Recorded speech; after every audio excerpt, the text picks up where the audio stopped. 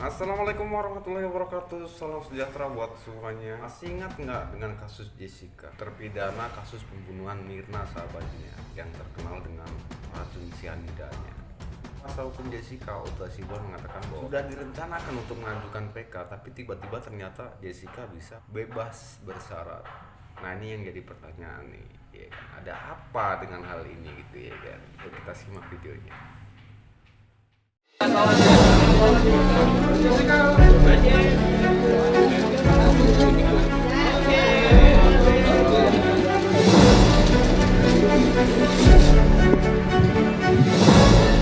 Teman-teman wartawan yang saya hormati, hari ini adalah hari yang berbahagia buat kami, khususnya buat Jessica Wongso. Hari ini Tuhan memberikan kesempatan pada Jessica untuk dapat bebas bersyarat dari lapas Pondok Bambu. Jadi persis Jessica sudah hampir 8 tahun lebih, 8 tahun setengah menjalani hukuman di penjara Pondok Bambu. Hari ini kami kalau lihat di belakang ini, apa kata-katanya ini ya? Welcome home Jessica Wongso. Yes, welcome home Jessica. Ya kan, kalau di luar mungkin ada waktu sedikit untuk kita me time gitu ya, untuk bersama dengan diri sendiri, lebih fokus untuk jalan-jalan atau melakukan pekerjaan atau apa gitu kan. Kalau mungkin di penjara ini banyak waktu untuk apa ya, berdiam, untuk mencari lah sebenarnya saya ini maunya apa, saya tuh gimana, saya gimana. Perubahannya mungkin lebih mengenal diri sendiri, lebih solid aja dengan diri sendiri, seperti itu aja sih. Tadi kamu cerita lebih ada refleksi diri gitu ya. Iya. Bagaimana kamu berdamai dengan keadaan, berdamai dengan dirimu sendiri? Awalnya sulit banget karena ya caranya orang di luar sana gitu kan, apa yang mereka katakan, apa yang mereka lakukan, mungkin itu ya pastilah ya, saya ada rasa sedihnya, ada kecewanya, ada shocknya ya kan, ada segala macam lah itu, pokoknya segala macam perasaan lah ya kan.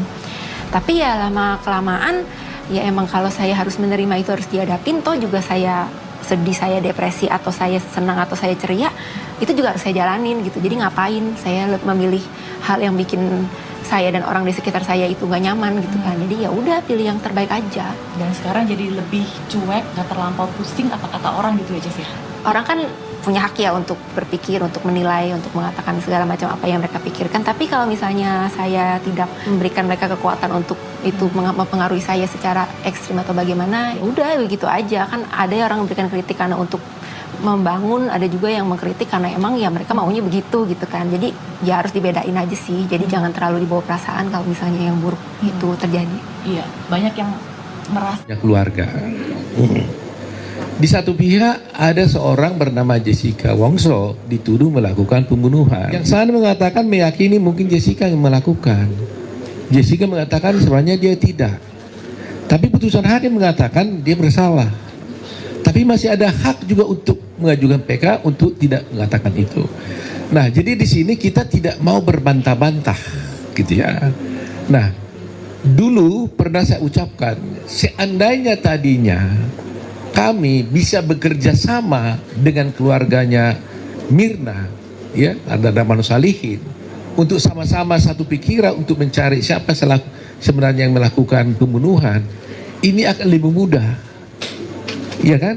Sama-sama kita cari. Kalau memang dia, ya oke, dia. Tapi siapa tahu ada kemungkinan lain. Nah, jadi persoalannya sekarang di pihak sana kan menutup satu kemungkinan, tidak ada kemungkinan lain kecuali dia. Ini yang jadi kita mengalami kesulitan. Kalaulah sedikit mereka membuka pintu, siapa tahu memang ada kemungkinan yang lain itu. Inilah sebenarnya yang harus kita cari bersama-sama. Tadinya itu kita harapkan kerjasama yang baik gitu loh. Jadi saya juga sebagai lawyer tidak defend mati-matian sampai upaya pokok tidak. Kita buka bersama-sama fakta-faktanya sebenarnya itu. Nah, kalau ada tanya bagaimana pembelajaran pada hukum dan sebagainya, saya terus terang aja hanya ingin melihat begini. Banyak kasus ini kan sudah menjadi booming ya. Bahkan kasus Jessica Wongso sudah saya tahu itu sudah menjadi pelajaran umum wajib di beberapa universitas. Ya, semua mereka mempelajari ini. Bahkan saya sendiri dengan mahasiswa saya katakan, kalau Anda ingin belajar hukum acara pidana, menjadi seorang lawyer, Anda tonton filmnya Jessica Wongso, mulai dari awal sampai akhir, saya jamin dia sudah langsung bisa berasal dari pengadilan dengan sempurna. Karena apa? Karena itu langsung contoh konkret dari semua hukum acara yang ada di Indonesia ini. Mulai dari awal, ya, dengan bagaimana soal-soal kesaksian ada di sana. Cukup dia menonton itu, dia lolos di situ. Nah, tetapi saya juga masih melihat ada beberapa hal yang seharusnya harus diluruskan, karena ada beberapa di persidangan itu yang saya lihat itu tidak dilaksanakan dan bahkan diabaikan. Yang sampai sekarang terus terang saja banyak nanti kita soal PK kita bisa bicara ya. Tapi hanya saya menjelaskan aja. Saya sampai sekarang, bagi saya mungkin Jessica beda. Bagi saya seorang lawyer, sebagai seorang dosen, ya, seorang lawyer, sebagai seorang dosen, sebagai seorang ketua umum Pradi, seorang yang mendalami hukum, saya terus terang aja tidak puas dengan putusan itu. Karena apa? Karena bagi saya tidak ada kemungkinan dan tidak mungkin seorang hakim bisa menyatakan seseorang itu mati karena racun. Katakanlah ada seorang di sana tiba-tiba jatuh, meninggal, kemudian hakim mengatakan, oh itu meninggalnya karena cyanida, tanpa diotopsi. Itu tidak mungkin dalam teori hukum manapun. Dan itulah yang saya ajarkan ke mahasiswa saya. Bayangkan aja ada tahapan orang mati tiba-tiba yang bukan karena sakit, ditanya matinya karena apa, ya kan? Karena racun. Terus kalau racunnya apa? Masih banyak tahapannya. Tidak mungkin itu bisa terjadi, disimpulkan seorang hakim di republik ini maupun di dunia ini tanpa otopsi. Dalam kasus ini Mirna dinyatakan mati karena minum racun dan jenisnya adalah cyanida, padahal dia tidak diotopsi.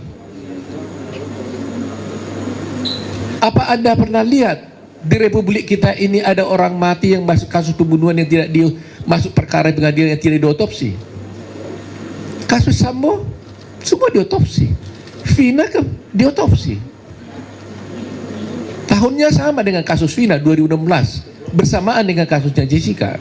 Cuma kasus dia tenggelam karena Jessica punya itu langsung di live pada waktu itu. Tapi itu juga diotopsi loh tahun 2016. Kenapa Mirna tidak diotopsi? Sehingga hakim mengatakan Mirna mati karena racun dan dia ketahui racunnya cyanida tanpa diotopsi. Dari mana dasarnya? Terus terang aja, saya selalu berharap entah apapun ini, Mahkamah Agung harus menjawab. Apakah seorang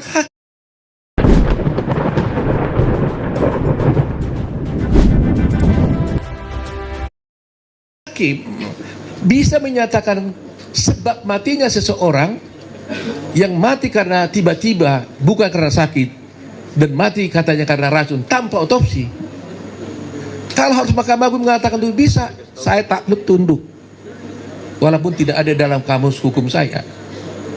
Itu yang harus dijawab oleh Mahkamah Agung dulu, di luar yang lain-lain.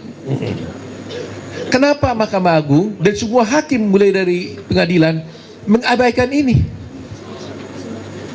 Argumentasi hukum saya mengenai otopsi ini nggak pernah dijawab, tidak pernah dipertimbangkan. Jadi coba bayangkan, bisa nggak Anda terima ada orang mati tiba-tiba jatuh bukan karena sakit, lantas hakim bilang oh itu matinya karena cyanida tanpa diotopsi? Itulah yang terjadi dalam kasus ini. Jadi ada ketidakpuasan saya secara akademik sebagai seorang lawyer tentang putusan ini. Sementara semua ahli yang kita ajukan, baik di Indonesia, baik yang dari luar negeri, Australia dan sebagainya, termasuk Singapura, saya tanya semua itu, mereka mengatakan impossible. Seorang mati karena racun itu hanya bisa diketahui kalau diotopsi. Dan kalau itu tidak diotopsi, maka tidak ada kasus, no case. Itulah kira-kira yang menjawab pertanyaan tadi itu ya.